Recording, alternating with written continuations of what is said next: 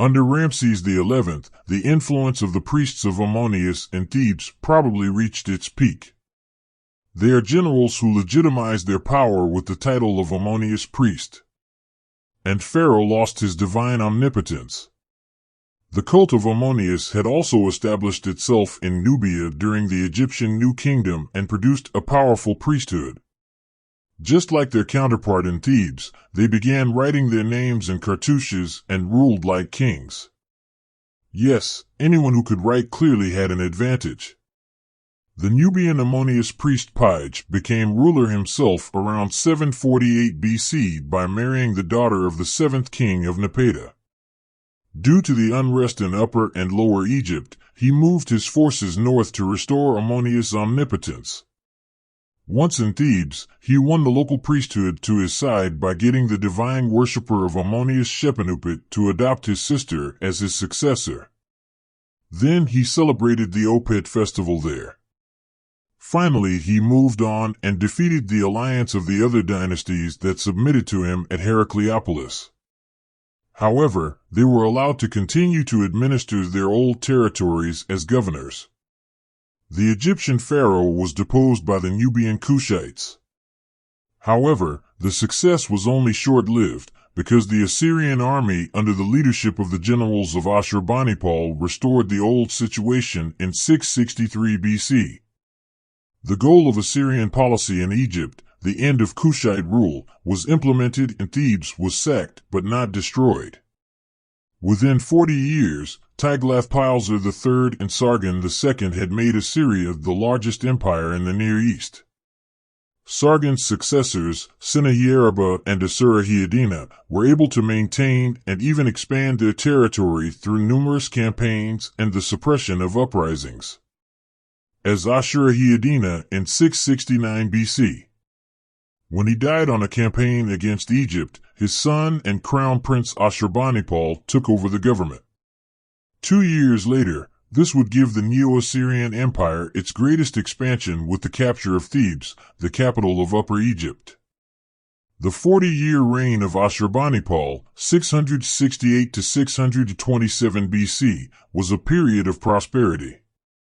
The Assyrian rule under Ashurbanipal reached its climax with the conquest and destruction of Thebes with all the Egyptian shrines located there. But after Ashurbanipal's death, the power of the Assyrians faded just as quickly as it had previously increased.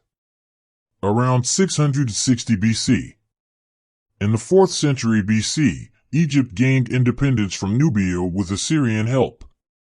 However, the Kushite dynasty continued to rule in the south of Egypt. Tenatamen was the last ruling pharaoh in Egypt. The last pharaoh of all Egypt.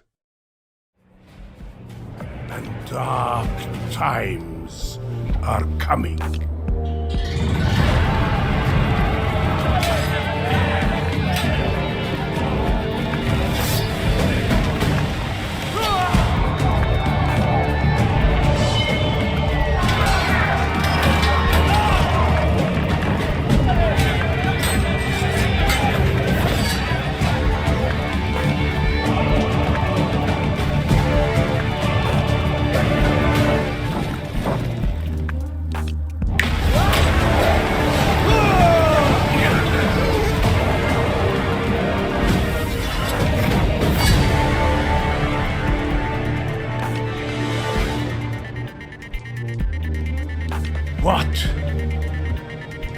What will happen to my kingdom after my soul slips into the eternal lands of the afterlife?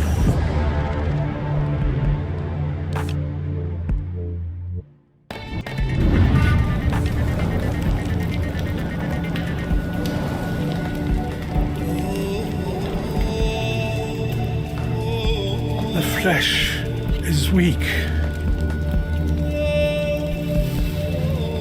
but the soul of a pharaoh lives on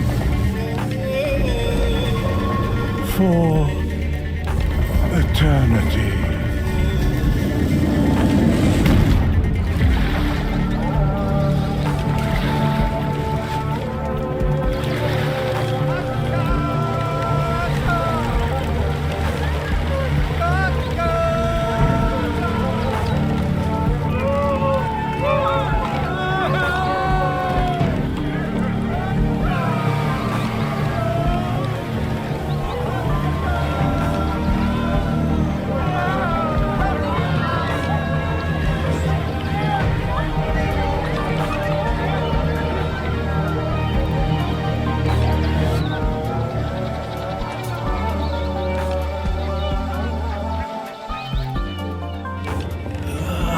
always feared.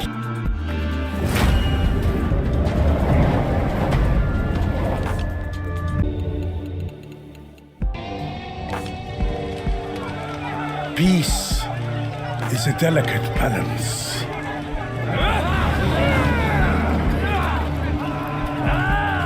But when brothers turn against each other,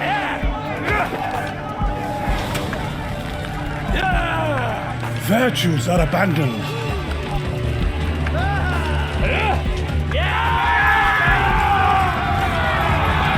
And bloodshed is inevitable.